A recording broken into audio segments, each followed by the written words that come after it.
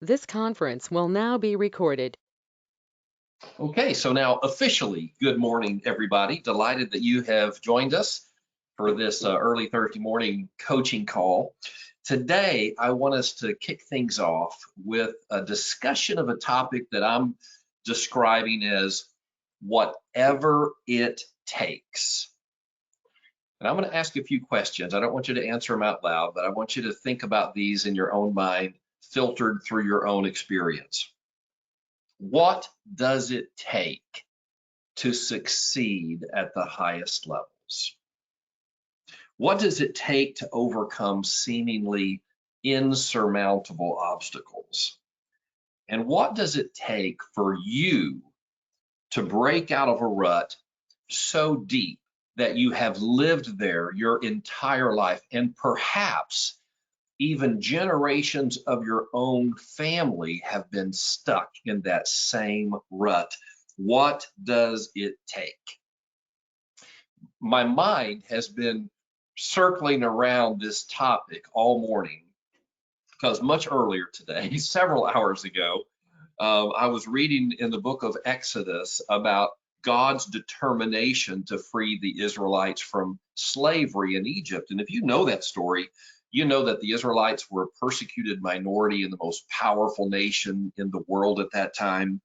They had been slaves in Egypt for nearly 400 years. Now think about that. Not a single Israelite living at that time had ever breathed a single breath of free air.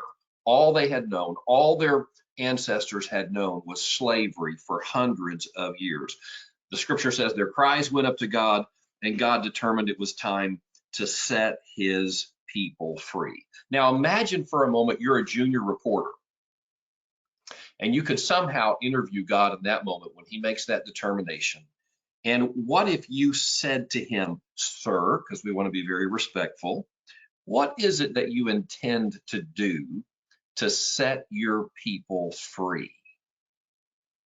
I don't think we would be far off the mark in guessing that God's response would be, here it is, 3 words: whatever it takes. How do we know that? Because the story is told. You know, first of all, God had Moses and Aaron appear before Pharaoh, and Aaron threw his staff down and became a snake. I mean, can you imagine if you were Pharaoh? I think that would be enough to convince me, wouldn't it? I mean, this is obviously something bigger than me, more powerful than me. I think I will let these people go. But no, it wasn't enough for Pharaoh. And so God started sending this series of plagues. And I know you've all seen the movie, the Ten Commandments, or the Joseph movies. So you know what happens next: frogs, then flies, then gnats, then the people get covered with boils. It goes on and on. There's a plague against the cattle. There's 3 days of complete darkness. Literally 10 plagues in a row until Pharaoh finally gives in and says, okay, you guys get out of here. You know, I never want to see you again. But my question is, what if God had given up when Pharaoh wasn't impressed with the snake? It's like, well, you know, I gave it my best shot. He dug his heels in. Well, I guess maybe those Israelites can put up with another 400 years of slavery. What if God had given up after the 2nd plague, or the 5th, or the 9th? Think about this. What if even after the 10th plague, the worst one of all, Pharaoh still had dug his heels in and wouldn't give in? What if our junior reporter went up to heaven again and said, okay, God, well, nobody can blame you, right? I mean, you gave it your best shot. Strike 1, strike 2, strike 3, strike 10. What are you going to do now? And I think the answer would have been the same: whatever it takes. 10 plagues, 100 plagues, 1,000 plagues. God had set his mind, I'm going to set my people free. And doggone it, they were going to be free. God was not going to give up. He was not going to turn back. So here's my question for you. And this time, I actually want you to answer. And it's very simple.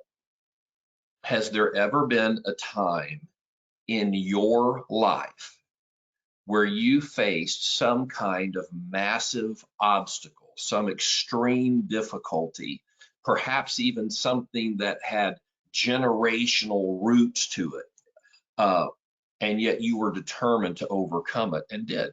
Can you think of any experience in your life like that, where it took everything you had and even what you didn't think you had to get through? Anybody? I see a yes, Carol. Can you tell us the story? You got to turn your mic on, of course. We're working on our lip reading skills. They're just not up to speed yet.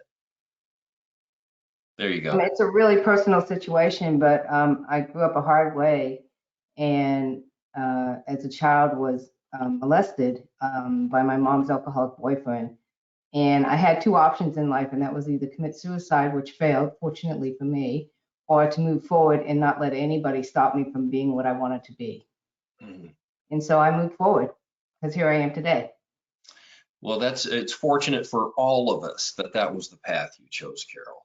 Yeah, I mean, overcoming childhood trauma is probably the biggest hurdle that people face in their life, because that has the capacity to literally dictate everything that happens in your life from that point forward. But Carol didn't let that happen. Okay, thank you for sharing. I know that was very personal. I appreciate you being courageous and sharing it.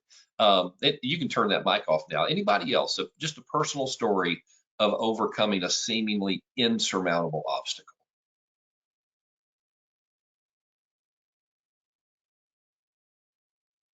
We're going to be a shy group today. All right, Victoria, go ahead. Well, I mean, I have a story, but God has to be in it. So I was in a very difficult marriage. And prior to that, I didn't drink. And then during the marriage, I started drinking, and the more I drank, I just kept drinking. And then after the marriage was over, I was an alcoholic. I was totally addicted. I couldn't stop. It was crazy. It went on for years, and I was in my apartment in Addis Ababa, Ethiopia, walking down the hallway, and God stopped me, and I was in my mind face down before him on the throne of God, before him. And then all of a sudden I just knew I was set free. And I was filled with this crazy joy, and I'm giggling, and I'm like, oh, thank you, Lord. Thank you, Jesus. And for a while, I was like, did this really happen? And then I was like, yeah, because I wasn't having cravings. I was able to drive past the wine shop, and I didn't want to stop. And then I said, Lord, why did it take you so long to answer this prayer? And he said, well, somebody prayed for you. And I knew who it was, and I went to my neighbor, and I shared with her what had happened. And I don't know if that's overcoming, but that was the one. No, absolutely. I mean, any kind of physical addiction like that can ruin your life. And those who've been in an addiction like that, I was thinking this morning, and I'm not comparing my situation to yours at all, but I remember when at 3 o'clock every afternoon, this was in my 20s, my secretary would step to my door and say, is it time? And I'd say yes. And I would give her 70 cents. And she would go down to the basement and buy a Mountain Dew for 35 cents for me and one for her. And this went on, it was just our routine. I love Mountain Dew. And then one day I got real kind of jittery, twittery, and nervous, and I didn't know what was going on. And I looked at the clock, it was 3 o'clock. And I'm like, oh my goodness, I am addicted to Mountain Dew. And it scared me. I mean, I'm not comparing that to a drug or alcohol addiction whatsoever, but I'm just saying even something so light like that had created a hook in me. So I really can't imagine how difficult it would be to overcome something like you did. So that is a perfect example. Well, Anybody else? I just want to say one more thing, that it's once you're free, but there's a long process after that you come face to face with all the things you did while you were drunk. You have to go in and make amends to people. It's a long process. And that's all I can say. That's a good word, Victoria. Okay, we got time for one more. Anybody else have an overcoming story Perhaps you've been wanting to speak up but have been a little shy. This is your chance. Anybody?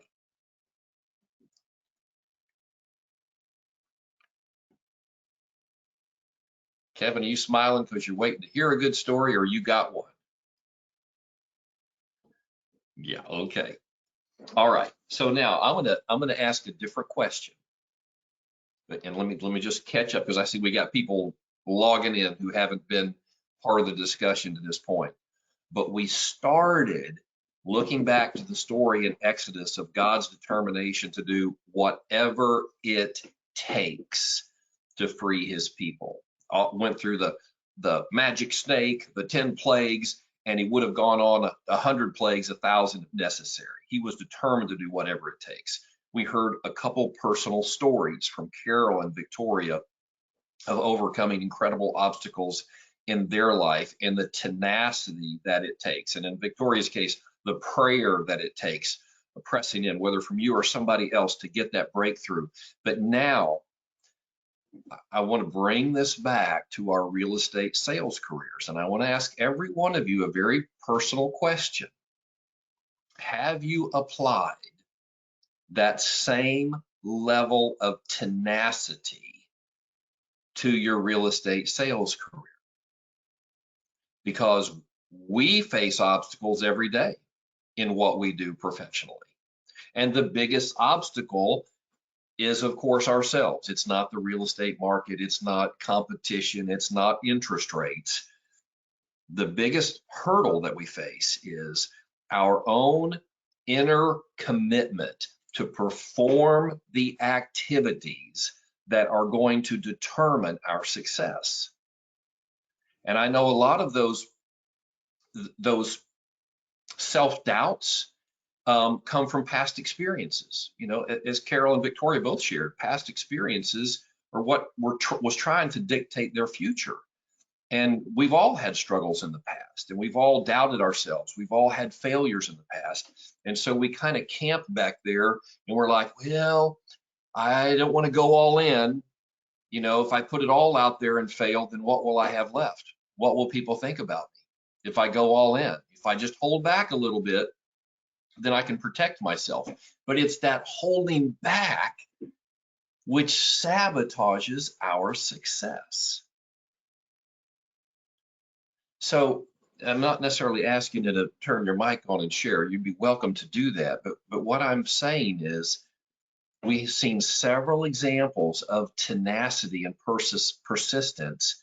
Have you applied that same level of commitment? Doggone it, whatever it takes, I'm going to succeed at this.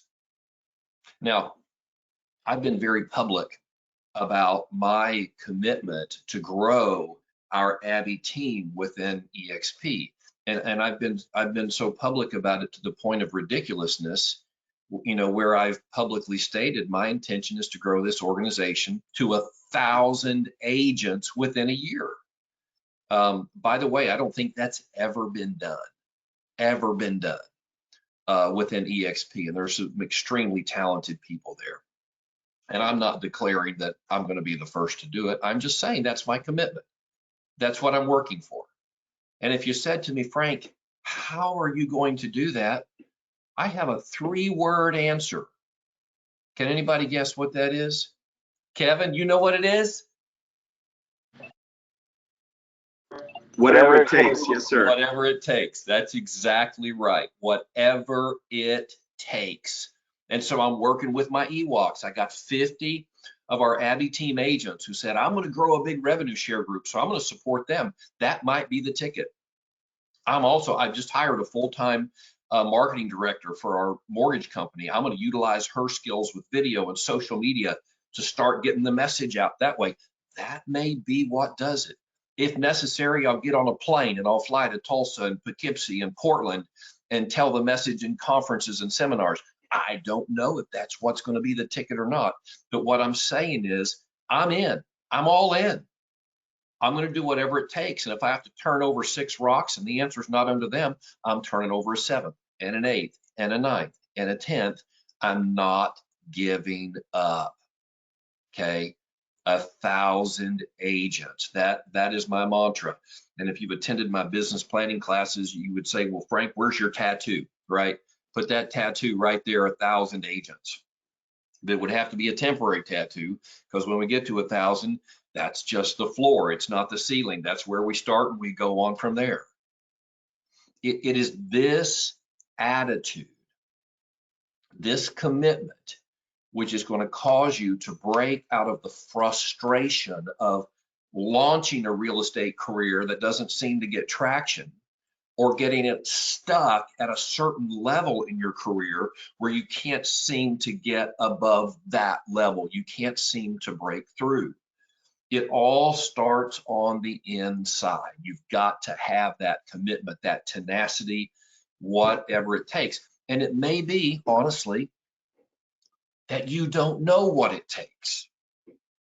Maybe you don't have the expertise and the experience to have the answer. Well, whatever it takes says, that's no obstacle. I'm going to find somebody who knows.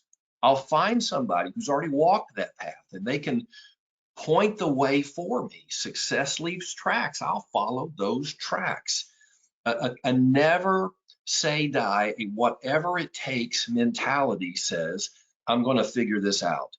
And then I'm going to perform the uncomfortable activities that are standing between where I'm at and where I've publicly committed that I want to be.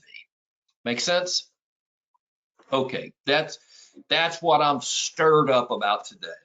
And it's what I wanted to share with you. I appreciate you guys hanging in there with me. This is an open mic coaching call, and that means you can ask any question about anything going on in your business, whether it's a contract issue, a negotiation issue, a business planning issue, a lead generation issue, anything at all. I would qualify that in just a small way and say, ask anything that you want that would be a benefit to everybody on the phone. Okay, if it's just extremely private and personal to you, doesn't have a broader application, we should save that for a private conversation. But if you've got an issue that you think might apply to other people, I'd love to hear about it. Larry Adams, what's on your mind?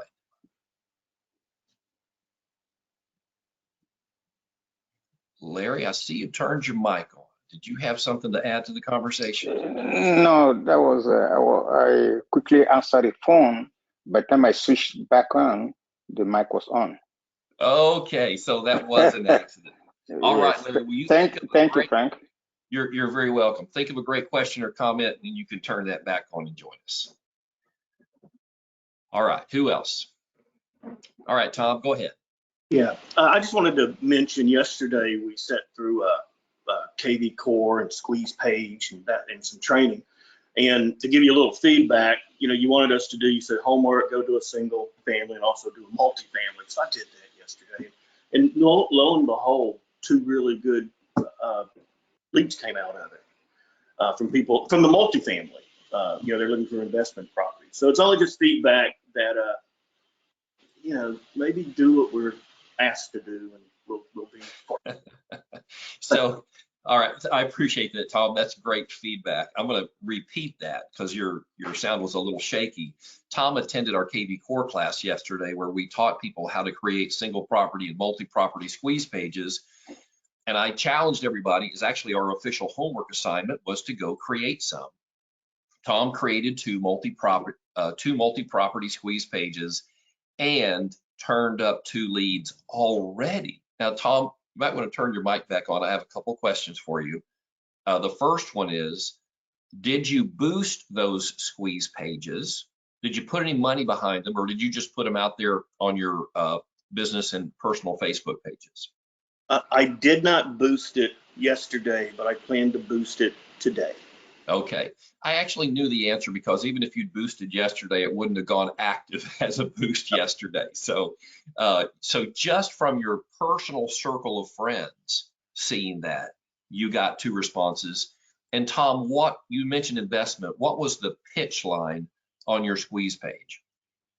The pitch line, I did investors in all caps with a space between each letter. So that came up good.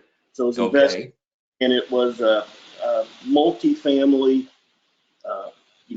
investment properties in Montgomery County.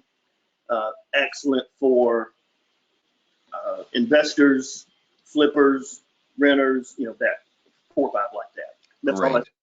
Very simple. Great. I appreciate that, Tom. I had made the comment yesterday, if you wanted to work with investors, you could run squeeze pages like that for 2 to 3 months. Think about this. And within 2 to 3 months, you would have accumulated a list of 20 to 30 active investors or wannabe investors. And that list could create a great living for you alone. Just working with a group of 20 to 30 investors could fund any lifestyle that you can imagine. So here's my point. It's not so much we all need to go create investor targeted squeeze pages. It's that Tom attended the class, okay, first step. And then second, he took action on it. There were, a handful of people in the class. There were 15 or 20 online. I don't know how many of the others actually took action. But here's what's so powerful about this. I mentioned early on that sometimes it's our childhood experiences or past failures which create this loop in our mind that causes us to doubt ourselves and refrain from taking action. Do you know it works the opposite way as well? It's not just that our mind impacts our behavior impacts our mind. And I'm not a psychologist or a psychotherapist, so I'm not qualified to tell you guys, how you need to overcome past difficulties and work past that. But I can say this, if you'll adopt a whatever it takes attitude and start performing the activities that top producing agents do, just like exactly what Tom did yesterday, and then you repeat those activities time and time and time again, here's what will happen. Your subconscious mind will observe your behavior, and your subconscious doesn't have a filter to determine if something is right or wrong or true or false. It simply accepts what it sees as reality. And so in Tom's mind, his subconscious saying, oh, Tom is posting squeeze pages to attract investors. That's what top producing agents do. And if his subconscious mind observes Tom doing that again tomorrow and the next day and the day after that, behaviorally, Tom's actions are going to change his thought life, going to change his mind. And now the mind is going to start saying, well, Tom must be a top producer. Why? Because he acts like a top producer. Sometimes we spend too much effort trying to change our thoughts to lead to a change of behavior. Sometimes the quickest route is to change our behavior, even in the short term, because that will provide a feedback loop to our mind, which will change our thought life. Okay. I wish I could cite chapter and verse on that. I didn't make that up, I promise.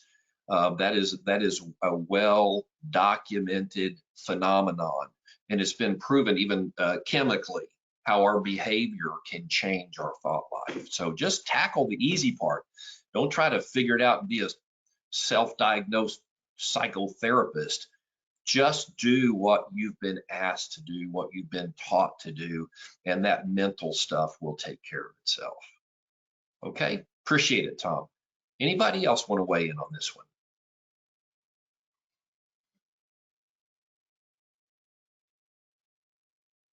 I'll say something.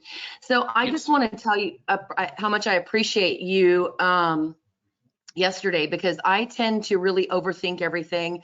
I have to know everything before I do anything. And I'm not sure where that comes from, but I realize that I have got to target these smaller things, and I just haven't been very good at that. So I just appreciate that. There's so much to learn. There's just so much, and I want to know how everything works, and I want to know how, anyway, so it's hard. It's overwhelming, everything, but. So Nancy, you're not the only one. There's actually a name for that. I'm not saying this is an official name, but we call it analysis paralysis. And it really affects real estate agents in your early days, where you feel like you have to know everything. You have to figure out everything. You have to have every piece to the puzzle before you'll take action. And a lot of that's rooted in fear. What if somebody asks me a question and I don't know the answer? Okay, I'm going to be embarrassed. I'm going to be exposed as somebody who doesn't really know what they're doing. The way to overcome that is to break it down into its component pieces, into its timeline. If Nancy and I were talking about a commercial transaction yesterday, there's so many pieces at the end of a commercial transaction, which Nancy doesn't understand, and I probably don't even understand because I've not done too many of them. But if we focus on that, we're never going to get there.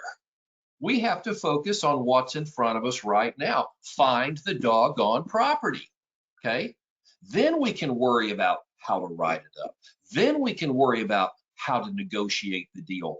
Then we can worry about finding somebody to finance the property. Then we can find somebody to build the building that the user wants. You see what I mean? If we try to figure all of that out in advance, we are going to go nowhere. We deal with the activity, with the priority right in front of us. And then that will open the door to the next step. So just, how do you eat an elephant? Here's the old rule: one bite at a time. How do you climb a mountain? One step at a time. Just look where you're going to put that next step, focus on that, and then you'll have an opportunity. Then that'll be cleared. Then you can focus on the next activity. Okay? It's a great point, Nancy. Anybody else? What questions, struggles, issues are you having? What breakthroughs, successes that might encourage us? What's going on in your business? Hey, Frank, it's Deborah. Yes, hi, Deborah. What's going on? Hey, so we were signing up for KB Core and stuff, and I don't know if anybody else has noticed this, but when you merge the files over and stuff yourself into the new EXP, it doesn't seem to carry over our history of notes, right? That's correct. So we Yes. started back in 2018, so we have 2018 notes, right? So I got a hold of them, and they made this magical way to merge Abby Home Search and EXP together and let them coexist on our page long enough for the notes to be there.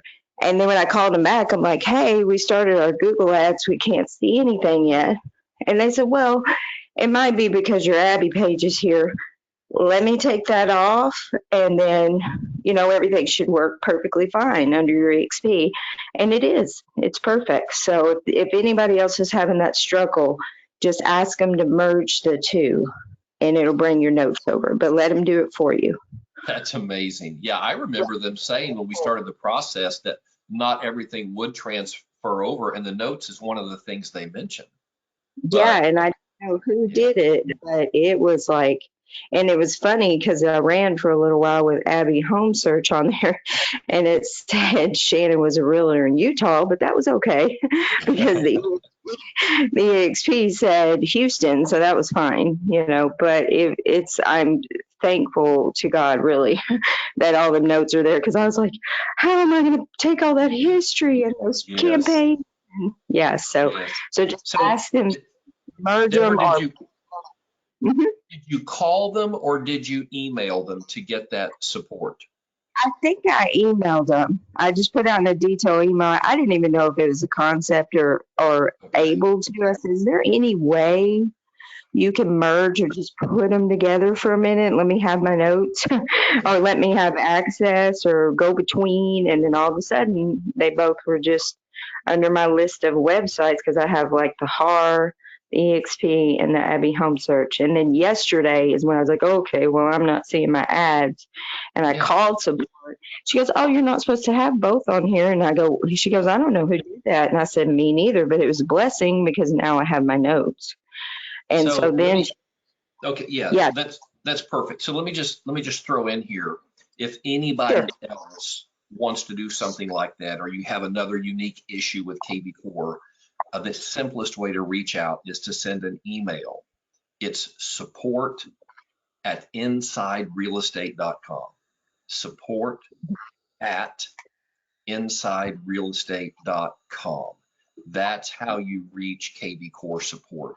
And they can do all kinds of things privately, as Deborah has said, that they don't necessarily publish publicly. Right. And if you have a question or need help with the email, just let me know. Okay, all right, that's awesome. Thanks, Deborah. Okay, very good, Victoria. Yeah, go ahead, Victoria. We'll come to you next, Letty. My question is, I think, pretty quick. Adam mentioned in his talk on Monday that we needed a personal website, not the Heart. Well, I don't use Heart. Is our EXP website like a personal website, or? Yes, yes. So I heard Adam say that loud and clear, and I was going, check that box, because we all have a personal website that's infinitely customizable, and that is our KV Core website. Jennifer asked for that email once again. It's support@insiderealestate.com. All right, Letty, your turn. Speaking of KV Core, I don't know if anybody experienced this, but 2 evenings ago when I was making some calls, through the KV Core, some of the new leads that came in from the boost, and I tried calling, several of them, and it just kept saying unable to make this call.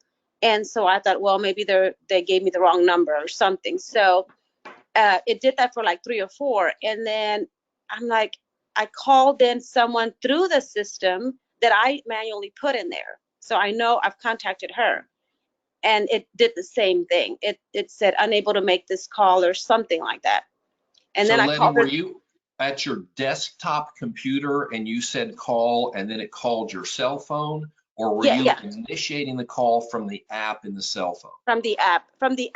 I do it through my desktop. I was at my desktop, and then I did it, get the phone, and it did it like 3 or 4 times consistently. And then I thought, well, let me call this person that I know is the correct number. And it didn't work through KV Core, but then I called her directly through my cell phone, and she answered. It worked. So I don't know if there was a glitch 2 evenings ago or what. I'm gonna try those numbers again today, and just to kind of see. But I was just wondering if anybody had experienced that. But I'm gonna test it again today. I'm going to say something. So I've tried to call, and I'm glad that you mentioned it because I forgot. Whenever I tried to call through the app, it was twice where they actually picked up the phone, and while we were talking, it just stopped, and then there was a little computer voice that said, there is an error with this app, and then that was it. Or something like that. And when I talked to Adam about it to see if he had experienced that through KV Core, he said that there may be some kind of a glitch and that I should talk to Frank about it. So I'm glad that you mentioned it, because I've had some struggles too, but I have sent texts. So I'm not sure if the texts have gone through, because I haven't seen anything that said text sent. I've just sent some, and so the calls have not been effective for me at all. So I have tried to make the phone calls from my phone. Okay, so what I would encourage both of you to do, test it again, Letty, see if you have the same problem. If you don't, we'll just write it off to a glitch. If you do have the same problem, then I would send an email to support@insiderealestate.com and have them troubleshoot it for you. Because it could be any number of issues that none of us are qualified to answer, but they can I put it in the notes, so I'll go back and know who it was. I put so. Yes. So Kevin? Just a quick comment on that one. I've had some issues over time, and like any good old electronic device, nothing beats a reboot. Just shut it off and grab a cup of coffee and come back. And they are working on these software all the time, and if they're doing things while you're on it, you can get into a glitch state, and I've had that problem go away. So just FYI, nothing beats a reboot. The old manual reboot, turn it off, turn it on. Or in some cases, and I had this problem with the it's not Showing Time anymore, is it? The one through HAR? Showing Smart. There we go, Showing Smart. I had an issue with Showing Smart the other day. Actually, I'm sorry, it was with Supra. I couldn't get a Supra box open. And I called Supra support while I'm standing there on the porch with the clients right there. And they literally had me delete the app off my phone and then reload it. So that is an extreme manual reboot, but I did it. It only took about a minute once I knew, and it worked like a charm.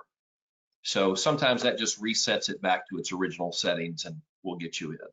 So Belinda Long asked a question: where do we get our business cards? And she didn't say it, but I presume she means those free business cards that we all are owed from EXP. Very simply, you go into expenterprise.com. And I am learning by experience that that is really the hub of EXP. It's really not even EXP World, which is what I originally thought.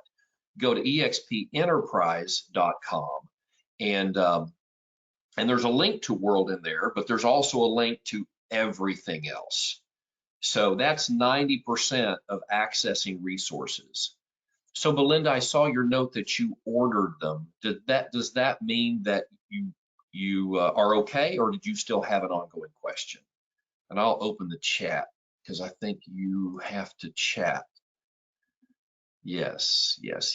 Okay. Very good. Who do I contact for my cards? Okay. All right. Well, sounds like you got it done pretty quickly. Very nice. Okay. Anybody else? This is your time. And let me tell you, let me just remind you why I'm doing this. I've been very public about the fact that starting in January of 2022, I'm taking a day off every week, doggone it, and that day is Friday. And to the extent possible, I'm not going to answer calls and emails. Now, I don't do that perfectly. You know, if I see a quick email I can respond to, I do. But nevertheless, I'm focusing on a day off. Starting today, I'm doing something different. After this call, I'm going to devote 90% of the rest of the day to growing our revenue share group. So I am shooting videos today. I brought 3 shirts to work today. I brought my little ring light. I'm going to go hide out in the storehouse conference room. Don't tell anybody where I'm at. And I am going to focus on getting us from 170 to 1,000 agents. So that's going to be my Thursday pattern, which means I'll largely be unavailable. Friday, largely unavailable. So I want to provide, that by the way, leaves 5 days of the week when I'll absolutely be engaged. But I want to provide this time every week where anybody, like, I'm going to track that Frank down. You know where to find me at 9 o'clock on Thursday mornings. I'm going to be right here on this call. Okay. So anybody else have a question, issue, problem, compliment, anything at all? I'll ask a question. Yes. I've got some buyers who had started real kind of hot and heavy back before Christmas, and they're a little, I guess, just frustrated or unimpressed with what's on the market, as we all are. Yes. So just how would you handle that situation? Like, obviously I don't want to force them. I can't force them to buy if they're not ready, and then they want to kind of slow down. But what are some phrases that I can use to, I'm concerned that if they wait, they're going to miss out on great interest rates, and they're going to have to compete with all these other buyers come spring. And so how can I kind of motivate them a little bit? So first of all, as a kind of a disinterested third party, I understand their concern. Yeah. The inventory levels are low, so they might be settling for something they're not crazy about, and then they have to get in a bidding war, you know, to even win it. If you win the bidding war, you're like, oh gosh, what have I just done? I don't hear anybody predicting that we're going to have a crash or a drop in values, but I do hear an increasing chorus of voices saying that things are certainly going to level off. And if we continue to see the rise in interest rates and everything is pointing that direction, then that will almost certainly assure that this crazy market that we're in will come to an end. So I have a little bit of sympathy with your buyers kind of wanting to wait it out a little bit. Sure. But to answer your question, I would just continue to search for properties that meet all of their needs and the majority of their wants. And when you find that property, bring them out. So I wouldn't necessarily try to engage them in a let's go look at 8 houses this Saturday or whatever. But I would say, I don't want to wait. Don't waste my time. yeah.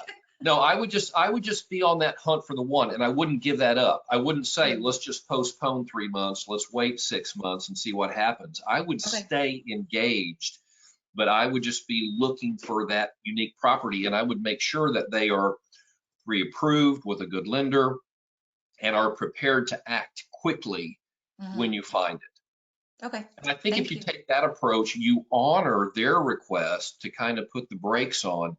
But I mean, I would have this conversation openly and say, absolutely, I understand your frustration right now. If it's okay with you, I'm going to continue to search high and low just in case that perfect property comes on the market. If I find it, is it okay if I reach out to you? Of course, they'll say yes. Yeah. Okay. Okay. Thank you. Yeah, I wish I had a great answer to say how we can push a button and make this happen, but that really is how I would handle it. Well, I just want to make sure that I'm communicating to them, you know, kind of my concerns if they do choose to wait. You know what I mean? I worry that then they're going to get really burned out when everybody's out. You know. So Kevin, I'm going to have you weigh in just a moment, but I am going to make one suggestion, Blythe. If you're really keyed in on what they're looking for, particularly if it is in a specific geographic area, a neighborhood, a school district, or something like that, you could proactively farm that neighborhood, get a picture of the family, get a time, just like somebody would at the street corner. Help us find our new home. Kevin, mute your mic for a second. Oh yeah, Mike, there we go. Thank you. Help us find our new home in Apple Valley. And then send this postcard to the neighborhood and, you know, and describe the family and what they're looking for, their sense of frustration. And here's the pitch that's going to generate the opportunities and cause your phone to ring.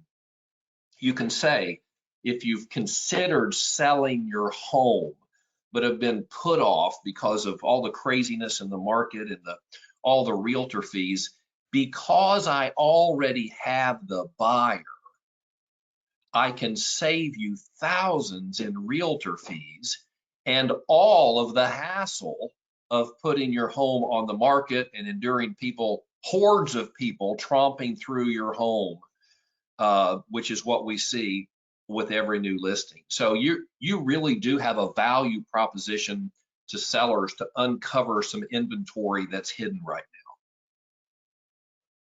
now. Okay, Kevin. That was excellent. I'm writing that down as we speak. That's spot on. Farm the neighborhood, and because I already have the buyers, I can save you thousands and all the hassle. And we heard that hassle factor in our discussion with Kevin and Fred last week when they were talking about the iBuyers, and they really, the consumers really do like the idea of, no, I just want to sell it without anybody traipsing through my house. So that was good to hear. Here's my question, and maybe Blythe or Carol, it might be some of our experts, but I am how to most efficiently do these searches for a buyer based on their criteria. I've had buyers that it seems like they were finding houses on Zillow and telling me, hey, what about this house? What about that house? And finding them quicker than I was. And so this is not currently a strength of mine. That is the aspect of searching and having automated searches. So it's probably a bigger question than a one thing right now on the coaching call. But if anybody else has this issue, what can we do to improve our skill at automated searching? That's my question. Carol, you want to take a shot at that? There's a couple of things you can do. There's a matrix class that you can study or go to. I'm sure they have it online that teaches you how to use the system. And then, you know, if you want to do a one-on-one, I'd be more than happy to meet with you somewhere and do that as well, just to show you some of the things that I do as far as for my clientele, because I have a specific clientele, so it really makes it a whole lot easier for me. Okay, that's great. Thanks, Carol. And then Amber, if you want to weigh in. as far as searches, Kevin, when they come to me and they're like, I found this great house on Redfin, so I'm like, that's awesome. I encourage them to look with me just because, I don't want you to feel like, oh my God, they're doing it for us. Be encouraging, be positive with them, be like, that's great. Let me check it out for you. Let me find out if that's available. Good job, and I build them up because then they feel like they're a part of it. So yes, I'll go into KV Core and set up alerts for them. You don't want to hit them daily with the alerts, but weekly with the alerts. You can do it that way. Har.com, you can just search the criteria and send some stuff, and they'll tell you, they'll get real specific. Oh, you got me a detached garage, I want an attached garage. Oh, I need a garage apartment and I need a half acre. They'll start letting you know the more and more you engage with them. But always be like, yep, I'm going to be right on it. I'm going to get it. I'm going to figure out your Zillow. I'm going to figure out your Redfin search. And I'm going to tell you everything about it and make sure it's available. And then let's go out and see it. So always encourage that behavior. And then you stay more engaged. Yeah, that's great advice, Deborah. And I'm going to share just one thought about why you want your buyers searching for property. When they tell you what they want a 4.2 and a 350 to 375 price range with a big yard, etc. You're going to be a good realtor and you're going to put that criteria into the search. But guess what? They're going to end up buying something for 400 that only has 3 bedrooms on a tiny lot because when they start, they're not sure what they want. And if you cast a broad search, they're going to say, you're not listening to us. So I tell my buyers, I'm going to create a search and send you properties that match exactly what you've told me you're hunting for. But you feel free, search all the websites, look at everything. And if you come across something that you're interested in, let me know and we'll schedule it right away. 9 times out of 10, they're going to end up buying something outside the parameters they gave you. So that's why you want to be faithful to what they tell you and then let them play and find what they can. Can I just add one more thing to that? Yes. Are you a Har Platinum subscriber, Kevin? Okay. Yes. So if you send them your app, when they go in to search for stuff, they can like stuff and favorite things, and then you can see their list. So then you kind of get a feel, not just for what they're searching for in regards to like beds, baths, square footage, but also just the look of the house, the feel, the aesthetic of the house. So then you can be a little bit more specific whenever you're searching as well. Like, oh, I noticed, this buyer really likes dark cabinets or whatever, you know what I mean? So that's just something that I found that's been helpful. So let me share one last thing, and then I'm gonna start wrapping up. I've been talking to the owner and founder of a company called Liv, LIVV.com, and they have been building artificial intelligence engines to do exactly what Blythe was talking about. When a buyer searches on a home with an open floor plan, even if open floor plan is not a criteria, this AI picks up on that. Or if they like homes with a colonial columns out front, it will pick up on that and then start proactively finding them homes that match those criteria. What they've asked me to do is give them a couple thousand old dead leads, and then they're going to put them into this engine. They're going to send each one an invitation, each of these old dead leads, to begin using their live.com search site so this AI can start figuring it out. And then they will send you alerts saying, hey, your client is re-engaged, your client has kind of shifted their priority to this area or this style of home. They charge for it. It's $99 a month for up to 2,000 old dead leads, but they're just getting started in the country. And the first month is free and there's no obligation, there's no contract whatsoever. So if any of you have a good stock of old leads and you'd like to put them in there, let me know and I'll connect you with the owner founder. Go to live.com yourself and check it out, LIVV. And maybe you can be our I shouldn't say it, our guinea pig. And I told him if I had 2,000 old leads, I'd give them to him right now. I'd pay the $99 for 3 or 4 months to see what kind of results we got. They have a good story to tell. They have tested this with other agents and have some good testimonials. So let me wrap up. I want to share with you just 2 book recommendations, kind of in line with our theme today of whatever it takes. The first one is called The 12-Week Year, and it's been out for about 6 years now, but it basically teaches you a process for compressing a year's worth of activities into 3 months. And if that sounds overwhelming, they have a real systemized process for doing it in here that doesn't make it overwhelming, but it can dramatically accelerate your results. And then the other book, I don't even know, gosh, if this one is still in print. I've had it for so many years. It's called Action. Nothing Happens Until Something Moves by Robert Ringer. And it's just a real inspirational book. It's not really a how-to, but man, you read this and you'll be like, doggone it, I've got to go do something. I got to make something happen. I can't just think about it. I can't just worry about it. I can't even just plan for it. I've got to go do something. So Action by Robert Ringer, and then The 12-Week Year by Brian Moran. Both of these books have been very influential with me, and I would certainly recommend them to you. And then I have a closing challenge for you. Oh, Diana, did you have a quick question? Diana Laughlin? Okay, there goes that green light off. Here's my closing challenge in line with our theme of whatever it takes. First of all, get 100 contacts into your KV Core database. If you've only got 40, go get 60 more. Don't let anything else interrupt your focus or activities until you get those 60 more. And you can get them from anywhere. You can get them from Remind.